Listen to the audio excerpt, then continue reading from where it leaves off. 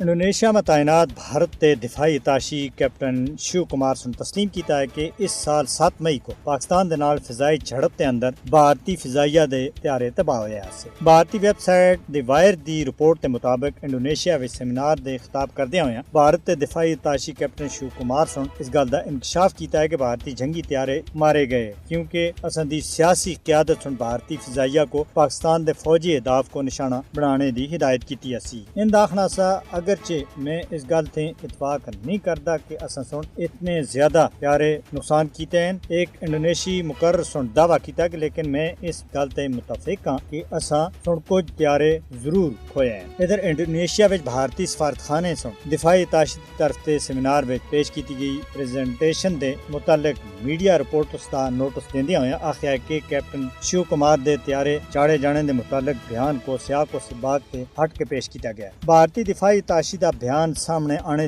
دے کانگریس سن مودی حکومت تے سخت تنقید کردیا ہوا آخیا کہ مودی حکومت سن بھارتی عوام کو جھوٹ آخیا اور یہ آخنے وچ ناکام رہی ہے کہ آپریشن سندور وچ بھارت تے کتنے لڑاکا طیارے تباہ ہوئے ہیں۔ 31 مئی کو بھارتی chief of defence staff general Anil Chauhan سن بھی سنگاپور وچ شنگریلا ڈائیلاگ کانفرنس دے دوران بلومبرگ ٹی وی کو دیتے گئے ایک انٹرویو وچ آخیا سا کہ اہم گل یہ نہیں ہے کہ طیارے چاڑے گئے بلکہ یہ ہے کہ وہ کیوں چاڑے گئے۔ انیل چوہان سن مزید آخیا کہ جڑی غلطیاں ہوئیاں ہیں وہ اہم ہیں، اساں سن ان غلطیاں کو سمجھیا انہاں کو درست کیتا۔ یہ گل یاد رکھنے والی ہے کہ پاکستان فضائیہ سن بھارت کے نال 5 دیہاڑاں دی جنگ دے دوران بھارت تے 6 لڑاکا طیارے مارے سے جنہاں وچ فرانسس ساخت دے 3 رائفل بھی شامل ہیں، جس تے نہ صرف پوری دنیا وچ مودی دی جگ سائی ہوئی بلکہ رائفل طیارہ ساز کمپنی دسالٹ دے شیئرز وچ بھی دڑا دڑ کمی آئی اور دونوں ملکاں بھارت اور فرانس سن رائفل طیاراں دی تباہی دے اوتے بڑی لمبی خاموشی اختیار کر رکھی ہوئی ہے جڑی ختم ہونے دا نام نہیں۔